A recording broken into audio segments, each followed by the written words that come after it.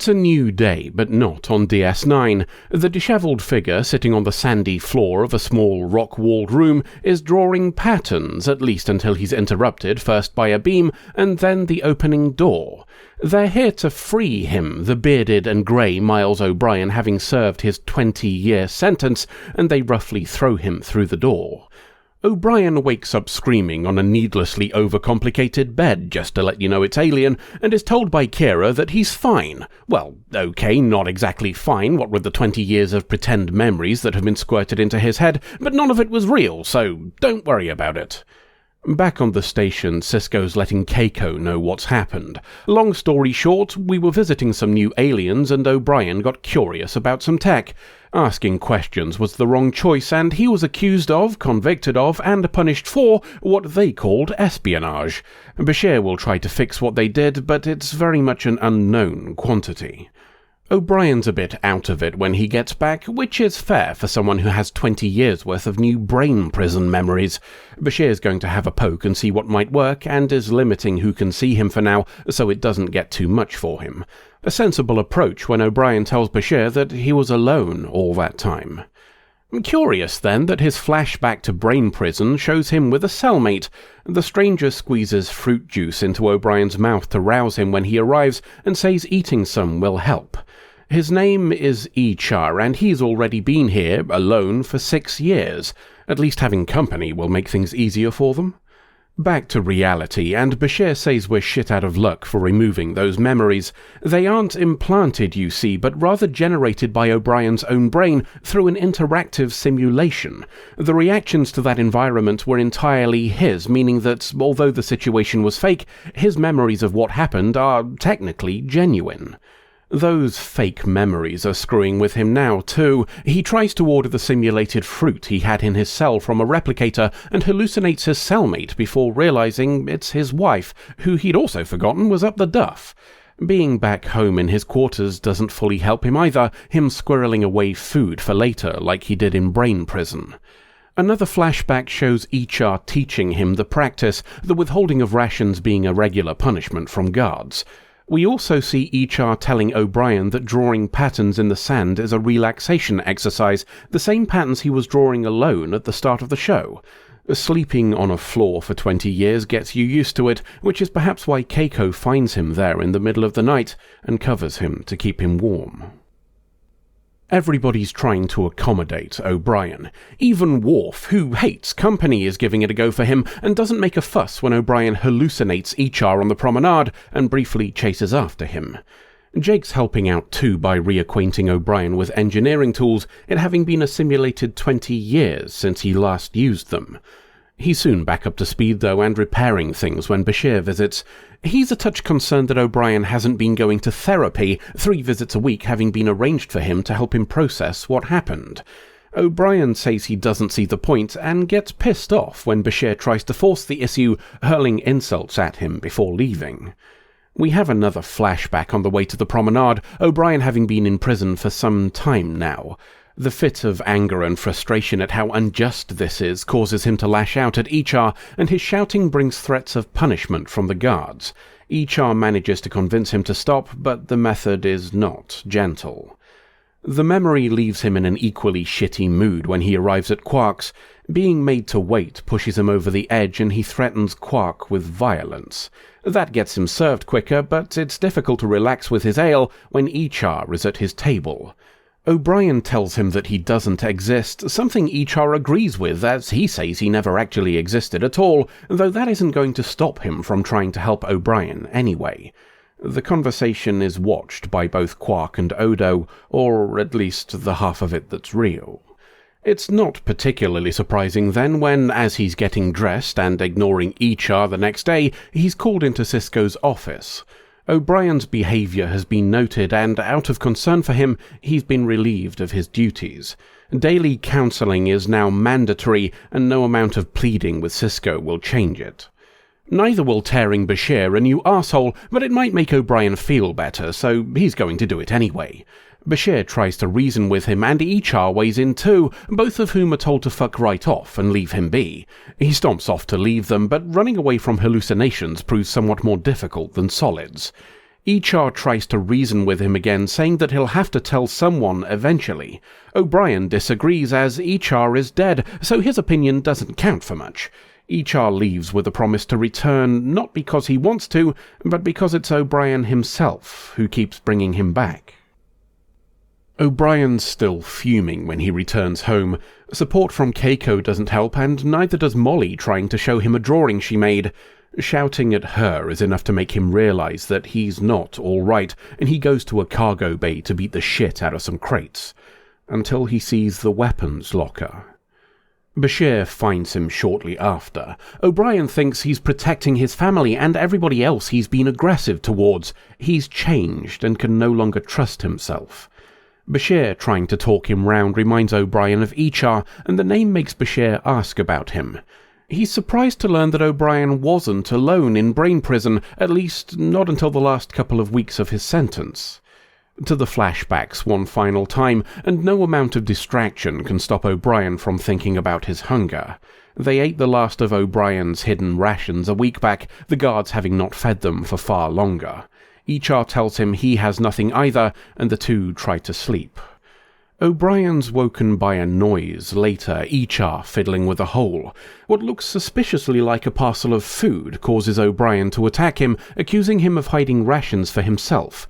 The resulting wrestle ends with the sound effect of a bone breaking as O'Brien holds Ichar's neck.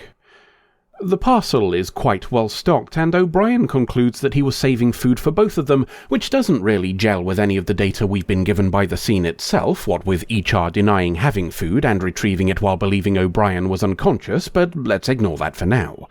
Trying to thank Ichar gives mixed results. The bad news is Ichar has carked it, but the good news is that O'Brien now has dessert. Back in reality, O'Brien is telling Bashir that it wasn't even necessary. They started feeding him again the day after he gave Ichar a Klingon neck massage. The only thing he gained from it was the knowledge that, for all of humanity's belief that it has overcome barbarism, they're all still just a few meals away from murder. Bashir disagrees. A barbarian wouldn't have felt remorse for his actions, and certainly not grief so deep that he became self-destructive as a result. He believes we are defined not by our errors, but our desire to correct them. The weapon is taken from O'Brien as Ichar watches, then he walks away and disappears. O'Brien's being given some brain juice. It'll take the edge off his mood and stop any hallucinations, but there's no cure for guilt. That's what the counselling is for. Support will help with that too, and the love of his family, so we'll leave O'Brien to try and accept what he cannot forget, until the next adventure. Another episode of O'Brien must suffer then, and a pretty serious one to boot. He spends half a lifetime doing so, in fact, and the poor bastard didn't even get a poxy flute out of it for his troubles. Wankers. It does leave us with a very interesting question indeed, though, doesn't it? What is Ichar? On the one hand, it's possible that he's part of O'Brien's mind, a way of defending himself against the unfair judgment placed upon him. Perhaps he's an avatar of O'Brien's goodwill made manifest, the segregation a way of keeping his better part alive while the rest of him is railing against the injustice he suffered. That would tie into him still being there when O'Brien was released, still trying to remind a damaged man that he's capable of being more than he was reduced to in brain prison. That doesn't really work, though, when you think about it. Ichar is our Grathi, the species that imprisoned him, so visualizing his positives as a personification of those who've unfairly treated him is an odd fit. There's also the matter of the fruit he gives O'Brien, something with which O'Brien was presumably unfamiliar if the lack of replicator pattern when he got home is an indicator. It's still possible Ichar is a part of O'Brien, but I don't think it's the most likely explanation. On the other hand, then, is him being a part of the simulation, but that still leaves us with a question of intent. Is he there as part of the punishment or a defence against it? Is he perhaps both, a test to determine the nature of the prisoner? He could even potentially be an aftercare system of sorts. Option 1, then, Ichar is a part of the punishment. His kindness over simulated years bonds the prisoner to them, and a forced confrontation over food results in his death and the grief of the prisoner. The result is a former offender shocked into remaining compliant after their release. Very effective in O'Brien's case, but that in itself is indicative of a flaw in this idea. O'Brien is a good man. If this was punishment for a murderer, for example, why would the taking of a life be an additional punishment? There are those who'd see it indifferently at best, or perhaps even as entertainment. The compassion of each only works on those capable of empathy, meaning the addition of each results in punishing them more than the irredeemable. There could be value to that, I suppose, a lasting lesson to humble them and ensure they stay fearful of the law, but that's far from guaranteed, isn't it, based on O'Brien's self-destructive behaviour at the end? This, in turn, raises the possibility that it's a form of death sentence, the convicted taking their own lives. But again, that doesn't work when you think about it. The ones who'd feel sufficient guilt to consider it aren't the ones who are irredeemable. No, HR as a form of punishment doesn't really work as a deliberate plan. Option 2. HR as a defense system for inmates. This one makes a little more sense. He greets new inmates, helps them to acclimatize, and stops them going out of their fucking gourds from loneliness. It's a compassionate system. And therein lies the problem with this option. The Agrathi rush innocent people through an overzealous legal framework, then put them in simulated caves with no bed or shitter, and regularly starve them. Not really a model of a compassionate carceral system, is it? Having a character there to give each new inmate a cuddle doesn't really fit the facts. Option 3. It's both. HR is a test of character. A lower-risk offender will treat him with respect and be rewarded as a result. Those prisoners who are less agreeable will off him quicker, and thus have less support for their sentence. In short, this essentially means each inmate sets their own difficulty level. I personally subscribe to this option, despite the fact that it clearly went down the shitter with O'Brien. A society that throws people in brain prison for looking the wrong way at something secret probably doesn't have much of a concept of injustice, so each not being set up to deal with righteous fury from the innocent makes an element of sense. Hell, a feeling of innocence might even be a crime itself, much in the same way as we've seen in the Cardigan justice system. HR may exist purely to help those prisoners who accept their sentence and just want to get through it, while buggering up the lives of anybody else. In fact, that ties into another point of interest from this story. We were told when O'Brien was released that the minimum sentence for his crime was 15 years, yet he was in for 20. He was also released shortly after killing HR. Perhaps the system exists to keep punishing someone until they accept their crime, and his guilt over the murder of HR ticked that box. Perhaps if he hadn't done it, he'd still be on the table. Lastly, option 4 then, and an option that's also compatible with options 2 and 3. HR is an aftercare system.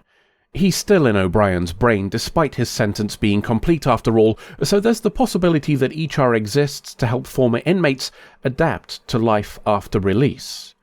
Now, I'll admit this one's not very likely. The nature of the simulated conditions in which O'Brien was held don't scream aftercare to me, but it is possible. Perhaps he's even a warning system when a former inmate considers doing dodgy stuff again, and O'Brien's innocence just messed up the system.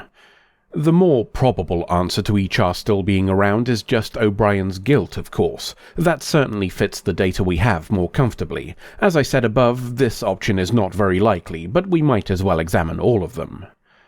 And on that note, there is one final possibility that I did not list at the start. HR was real. There exists the chance that HR was a genuine inmate on another table, and the brain prison system is networked. And if that final option is true, then O'Brien really did commit murder. Before we go, there's one more thing to point out from this episode. Not a story-related aspect this time, but rather a rare oopsie by the properties department. The weapons locker that O'Brien takes a phaser from is unusual in that we get a close-up of the inside, and in so doing, we're presented with some text. The words action packer can be seen, which is unfortunate as the mood is broken a little when you realise it's an action packer truck storage container manufactured by Rubbermaid, model number 1173, I think, if my research is correct. I'm sure someone will update me in the comments if they have more data, but I could only find a handful of photos for the original unaltered item. It's certainly not the first time a real-world product has been repurposed, and we've already had a whole dive into plastic pallet boxes on the channel before, but this is perhaps the most egregiously visible item we've seen thus far. In a way, you could consider that a triumph. For a show that has to make everything look 300 years into the future using only items from the present day, the fact that it went this long without something so glaringly obvious is actually quite impressive. End of episode. And you say these cards can be tapped to provide magic power? Well, some of them. The others use the power to cast spells or summon minions. Okay, and how do you do that? Something to do with turning them, apparently. Right, what's a Black Lotus? You get your goddamned filthy fucking paws off that, or I swear to all the gods I'll stab you. All right, Jesus. Bit precious about it for something that's been up your ass. Anyway, that's your deck there. What do you mean, my deck? You're supposed to cast these spells in tandem. There has to be someone else doing the same. But I don't know anything about this stuff. Don't worry, I'll guide you through it. All we have to do is find the right spell before one of us dies. You what? That's the other thing. Casting spells can strip life force from you or your companion. Oh, woof.